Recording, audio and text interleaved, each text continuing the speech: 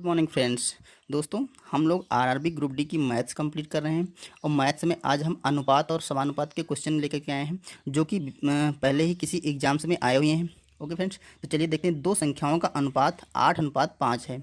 ये दोनों में से बड़ी और छोटी संख्या, देखिए बड़ी संख्या छोटी संख्या से 27 अधिक है। ठीक है, तो संख्याओं का योग क्या होगा। दोस्तों, अनुपात आपको बता दें, अनुपात जो होता है वो रियल वैल्यू नहीं होती है, वो एक काट के वैल्यू आती है। जैसे कोई संख्या दे रखी है, जैसे ये लिखा है आपका 50/100।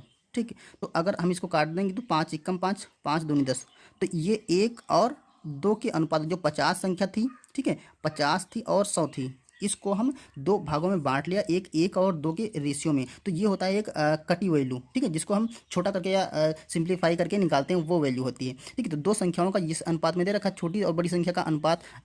देखिए, छोटी संख्या बड़ी संख्या छोटी संख्या से 27 अधिक है, तो हम संख्या क्या मान लें, जो फर्स्ट नंबर आपका है उसको हम मान लेंगे 8 अनुपात। ठीक है, 8x मान लीजिए, कोई कांस्टेंट लगा दीजिए। और जो छोटी संख्या है, सेकंड नंबर की संख्या, उसको मान लेते हैं 5x। ठीक है, और उसने कहा बड़ी संख्या छोटी संख्या से 27 अधिक है। देखिए, 8 और 7, इसमें से ये बड़ी संख्या है और ये छोटी संख्या है, तो बड़ी संख्या छोटी संख्या से कितनी 27 अधिक है, तो इनका पहले अंतर निकाल लो। देखो, यहाँ से हम दोनों को घटा देंगे, 8x - 7x कर देंगे, तो ये अंतर निकल आया बड़ी संख्या छोटी संख्या से कितना अधिक है, और ये उन्होंने देखा है 27। ठीक है, तो यहाँ देखिए इधर अंतर आ रहा है आपका 1x बराबर 27, तो x की वैल्यू यहाँ पे 27 आ गई। ठीक है, तो आपका जो कांस्टेंट टर्म है वो आ गया। अब उसने कहा है तो संख्याओं का योग क्या होगा। अब संख्याओं का योग करने के लिए इन संख्याओं को जोड़ देंगे। दोस्तों, यहाँ पर एक मिस्टेक होगी, यहाँ पर देखिए 5x है। ठीक है, 5x है, तो यहाँ पर 5x रखेंगे तो यहाँ पर 3x बचेगा। तो x की वैल्यू आप क्या आ गई, x वैल्यू यहाँ पर 3 से डिवाइड कर देंगे, तो 3 9 27, x की वैल्यू आपकी 9 आ जाएगी। ठीक है, अब हमें क्या करना है, संख्याओं का योग करना है। तो हम फर्स्ट और सेकेंड का योग जब करेंगे तो ये क्या आ गया, 5 और 8, 8 और 5 कितना हो जाएगा, 13x। ठीक है, 13x हो जाएगा। तो हम क्या करेंगे, यहाँ पर x की वैल्यू 9 रख देंगे, तो 13 गुणा 9, तो ये क्या गया, 13 9 117। तो आपका आंसर नंबर डी सही हो जाएगा। दोस्तों, इसी क्वेश्चन में वो पूछ सकता था कि संख्याओं का अंतर क्या है। अगर संख्याओं का अंतर पूछ लेता, ठीक है, तो कितना होता, 3x होता, तो 3x की वैल्यू कितना होता है, 9 त्रिक 27 हो जाती।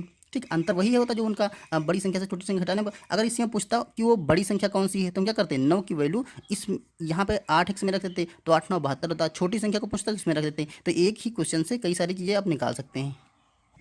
अगला क्वेश्चन दोस्तों है, यदि 950 को ABC में 5:11:3 के अनुपात में बांटा जाए तो सबसे अधिक भाग कितना होगा। मतलब सबसे बड़ा भाग इसमें से पूछ रहा है कौन सा होगा। तो हमें अभी हमने बताया कि जो अनुपात होता है फिक्स वैल्यू नहीं होती है। तो देखिए, ए को मान लेते हैं हम, जो भी अनुपात दे रखा वही मान लीजिए आप। ए को मान लेते हैं 5x, क्योंकि ABC का ये अनुपात है ना। तो अब B को हम मान लेंगे 11x और C को मान लेंगे 3x। तो यहाँ से ये चीज़ तो क्लियर हो गई। देखिए, 11 अनुपात सबसे बड़ा है, तो सबसे बड़ा भाग यही होगा। अब हमें x की वैल्यू निकाल लें तो हमारा मान आ जाएगा। तो देखिए, इन सबको करा, यदि 950 को इतने में बांटा जाता है, अब ये जो सारी वैल्यू हैं इन तीनों को 950 रुपये में बांटना है, तो 950 इन तीनों के योग के बराबर होगा। ठीक है, तो इन तीनों का योग कर देंगे। ठीक, 5x + 11x + 3x, ये आपका क्या हो जाएगा, 950, क्योंकि 950 में इन लोगों को बांटना है। तो अब जोड़ लीजिए, ये कितना हो जाएगा, 11 12 13 14 और 14 5 19, ये हो जाएगा 19x बराबर 950। अब यहाँ से x की वैल्यू क्या आ जाएगी, x बराबर 95, 19 से काटेंगे, 19 पंचे 95। ठीक है, और ये जीरो आपका ऐसे आ जाएगा। तो x बराबर कितना आ गया, 50 आ गए। अब देखिए, x का वैल्यू 50 आ गई। ठीक, आपको निकालना है सबसे अधिक भाग। अधिक भाग कौन सा है, अधिक भाग आपका है b का। तो अधिक भाग यहाँ लिख सकते हैं, अधिक भाग बराबर 11x। तो 11 गुणे 50 कर देंगे, तो ये आपका 11 5 55, ये मतलब 550 आ जाएगा। तो अतः हमारा ऑप्शन नंबर कौन सा सही होगा, ऑप्शन नंबर ए सही हो गया। क्लियर।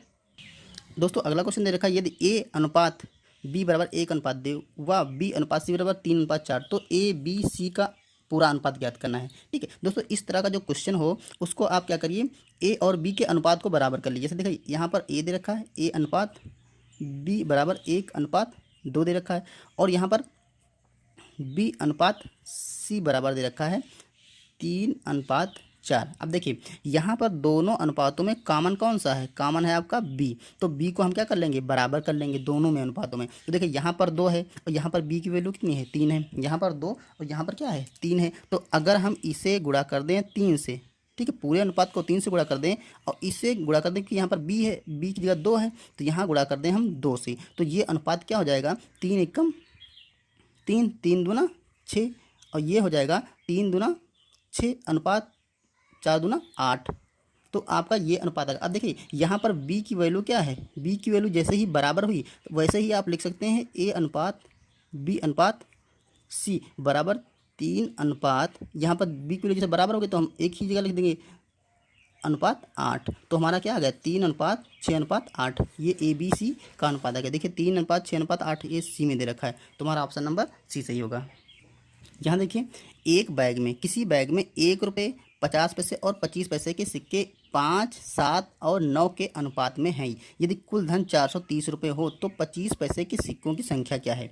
दोस्तों बहुत ही इंपॉर्टेंट क्वेश्चन है और थोड़ा टिपिकल भी होता है, अगर आप इसको समझ के नहीं लगाएंगे। देखिए एक बैग इसमें 1 रुपये के सिक्के हैं, 50 पैसे के और 25 पैसे के, तो जो 1 रुपये सिक्के हैं वो हैं आपके 5 के अनुपात में, 50 पैसे के जो सिक्के हैं वो 7 के अनुपात में हैं और 25 पैसे के सिक्के हैं वो 9 के अनुपात में हैं। ठीक है, तो अब इन्हीं को हम रेशियो से हम जो उनका धन है वो 430 रुपये बना करके 25 पैसे के सिक्कों की संख्या निकालनी है। क्लियर, तो कैसे निकालेंगे, देखिए पहले 1 रुपये लिखेंगे, 1 रुपये के जो सिक्के हैं उन सिक्कों को हम मल्टीप्लाई कर देंगे उनकी संख्या से। 5 सिक्के हैं तो यहाँ पर हम 5 से मल्टीप्लाई करेंगे और जोड़ देंगे। ठीक है, जोड़ देंगे। जो 50 पैसे के सिक्के हैं, 50 पैसे के सिक्के हैं उनकी संख्या कितनी है, ये देखिए 5 है तो इसको 5x मान लेंगे। ठीक है, यहाँ पर 5 मान लेंगे x, क्योंकि हमें x की वैल्यू निकाल लेंगे फिर सिक्कों की संख्या पता चल जाएगी। तो इसकी संख्या कितनी है, 50 पैसे के सिक्कों की संख्या है 7x, तो यहाँ पर मान लेंगे हम 7x प्लस 25 पैसे के सिक्कों की संख्या कितनी है, 9x, तो इसको गुणा कर लेंगे 9x से। अब देखिए इन सबको हमने जोड़ लिया, अब इनके बनाना है हमें रुपए, तो रुपए कैसे बनेंगे, देखिए 1 रुपये का तो रुपया ही होता है, लेकिन 50 पैसे के सिक्के होते हैं तो वो आधा रुपया होता है। कितना होता है, आधा रुपया, क्योंकि 50 पैसे में 50 पैसा होता है, 1 रुपये में 100 पैसे होते हैं, तो इसको हम भाग कर देंगे 100 से। ठीक है, तो ये बन गया क्या, रुपया बन गया।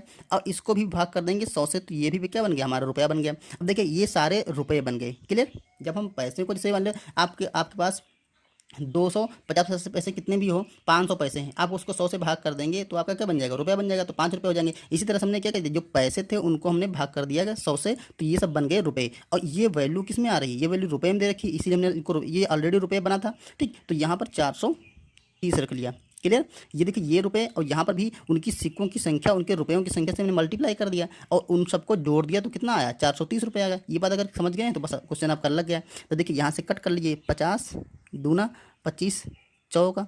ठीक, तो ये आपका आ गया 5x प्लस 7x बटा 2 प्लस यहाँ पर आएगा 9x x बटा 4 बराबर 430। अब इसको आप जोड़ लीजिए, तो यहाँ देखिए इसका एलसीएम आपका आ जाएगा 4।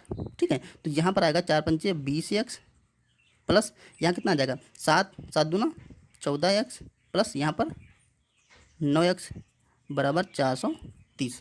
अब इसे कैलकुलेट कर लीजिए। देखिए ये जब जोड़ देंगे आप तो कितना हो जाएगा, 20 और 14 34, 34 9 आपका हो जाएगा 43, तो 43x। देखिए ये इधर दे रखा है नीचे, तो इसको बराबर के इधर ले जाएंगे तो मल्टीप्लाई में हो जाएगा, क्योंकि डिवाइड में होता है, बराबर के इधर जाएगा मल्टीप्लाई में हो जाएगा, 4 3 0 गुणा 4।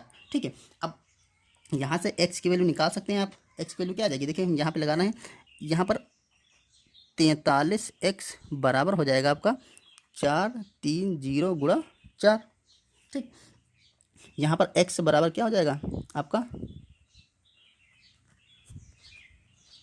ये कैंसिल हो गया तो आपका आ गया 10 चौक 40।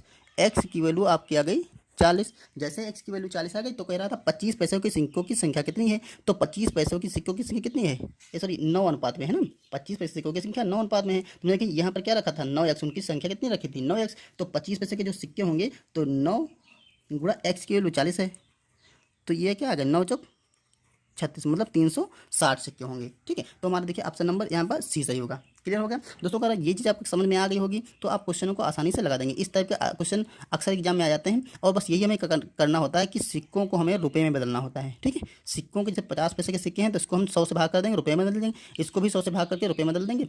ठीक है, और उसके बाद में क्या करना है, उसको 100 से डिवाइड कर फिर उसकी एक्स की वैल्यू निकाल कर आंसर निकालेंगे। यहाँ पर देखिए, यदि ए का 60%, बी का 3/4% हो तो ए अनुपात बी का मान ज्ञात करना है।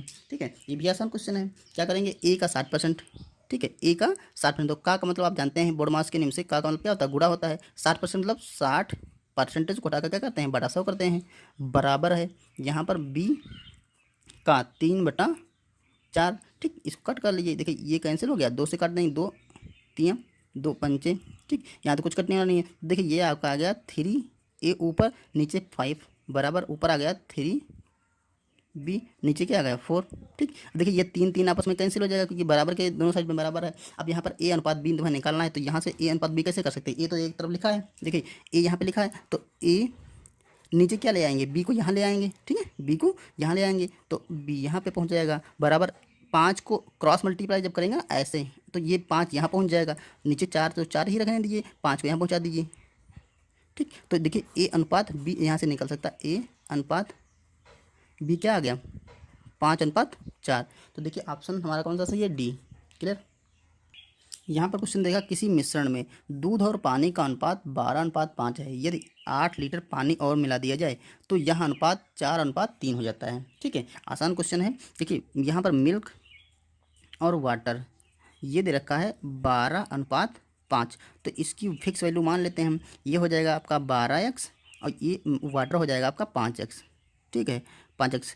उसने कहा है आगे कि इसमें अगर पानी 8 लीटर और मिला दिया जाए, तो हम देखिए यहाँ पर पानी है ना, ये वाटर यहाँ पे है, तो इसमें हम 8 लीटर पानी मिला देते हैं, तो अब ये अनुपात बढ़ करके जो बन गया वो 4/3 बन गया। उसने कहा है कि 8 लीटर पानी मिला देना, ये 4/3 बन गया। बस आपको इस इक्वेशन को सॉल्व कर लेना है, आपको आंसर मिल जाएगा। तो इसको क्या करेंगे, कैसे सॉल्व करेंगे, इसको क्रॉस मल्टीप्लाई करेंगे। ठीक, तो ये क्या हो जाएगा, 12 को 3 से गुणा करेंगे तो ये भैया 36x हो जाएगा, बराबर इसको इस समीकरण को 4 से मल्टीप्लाई करेंगे तो 4 पंचे 20x प्लस 8 चक्कू 32।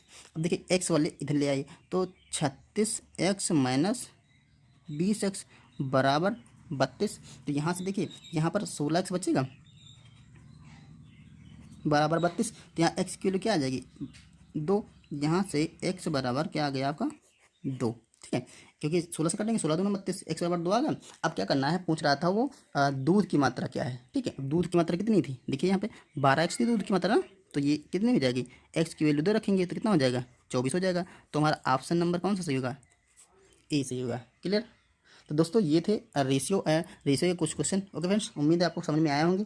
ठीक, चलिए मिलते हैं किसी नेक्स्ट वीडियो में। दोस्तों अगर ये वीडियो पसंद आया तो हमारे चैनल को सब्सक्राइब करिए और लाइक करिए। Thank you.